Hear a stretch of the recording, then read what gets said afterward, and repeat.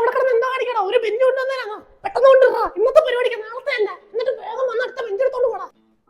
Teacher ഈ ബെഞ്ചൊക്കെ എവിടെ കൊണ്ടുപോവാ? എടാ ബെഞ്ചെല്ലാം സെമിനാർ ഹാളിൽ കൊണ്ടുപോയി. ഇന്ന് സ്കൂളിന്റെ വാർഷികമാണ്. ഉച്ചയ്ക്ക് സെമിനാർ ഹാളിൽ വെച്ച് പരിപാടി അവിടെ കൊണ്ടുപോയി. ഉമ്മാരെല്ലാം ആങ്ങി തൂങ്ങി നിൽക്കുക. എടാ വേഗം കൊണ്ടിട്ടിട്ട് വാടാ. ഉച്ച കഴിഞ്ഞപ്പോ പരിപാടിയാണോ? എടാ ആണെന്നല്ലേ ഞാൻ പറഞ്ഞേ. ഇനിയിപ്പോ ഞാൻ തന്നെ ബെഞ്ച് കൊണ്ടിടേണ്ടി വരും.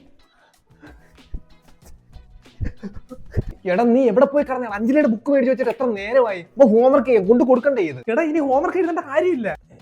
എടാ നീ മൂത്രം ഒഴിക്കാൻ പോകുന്നതിന് മുമ്പ് ആരെങ്കിലും ബുക്ക് മേടിച്ച് നോക്കും, നമുക്ക് ഹോംവർക്ക് എഴുതാന്ന് പറഞ്ഞിട്ട് ഇപ്പൊ ഇങ്ങനെ ഒന്ന് പറയുന്നത്. എടാ അതല്ലടാ, ഇന്ന് ഉച്ച കഴിഞ്ഞ ക്ലാസ് ഇല്ല. എടാ നിനക്ക് എന്താ പറ്റി? എടാ ഇന്ന് സ്കൂളിന്റെ വാർഷികമാണ്. ഉച്ച കഴിഞ്ഞ് സെമിനാർ ഹാളിൽ വെച്ച് പരിപാടിയാണ്. ടീച്ചർ എന്നോട് പറഞ്ഞു. നീ വല്ല സ്വപ്നം കണ്ടോ? ഇത് സത്യമായിട്ട് ടീച്ചർ എന്നോട് പറഞ്ഞത്. നീ സംശയം വെളിയിലോട്ട് പോയി നോക്കും, ബെഞ്ച് എല്ലാം കൊണ്ട് സെമിനാർ ഹാളിൽ കൊണ്ടിടുന്നുണ്ട്. അപ്പൊ ഇനി ഹോംവർക്ക് എഴുതണ്ടാലോ? വേണ്ട, എങ്കിൽ നീ ബുക്ക് അഞ്ജലിക്ക് കൊണ്ട് കൊടുത്തേരെ.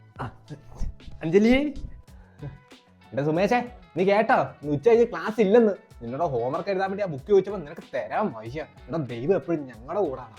നിനക്കുള്ള ഞാൻ പിന്നെ തന്നോളാം.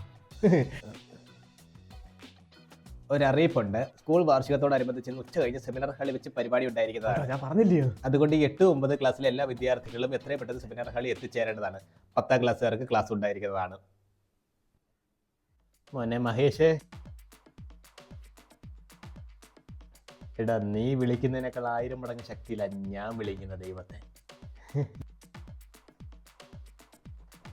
എല്ലാരും ഹോംവർക്ക് ചെയ്ത ബുക്ക് എടുത്ത് ഫ്രണ്ടിലോട്ട് വെച്ചേ. ടീച്ചർ ഹോംവർക്ക് മാത്രമല്ല, ഇന്ന് കണക്ക് ബോർഡിൽ ചെയ്യിപ്പിക്കുമെന്ന് പറഞ്ഞായിരുന്നു. ഞാൻ അങ്ങനെ പറഞ്ഞായിരുന്നല്ലയോ? ഹോംവർക്ക് നോക്കട്ടെ, എന്നിട്ട് എല്ലാവരെ കൊണ്ട് ബോർഡിൽ ചെയ്യിപ്പിക്കാം. എല്ലാവരും ബുക്ക് എടുത്ത് ഫ്രണ്ട് വെച്ചേ.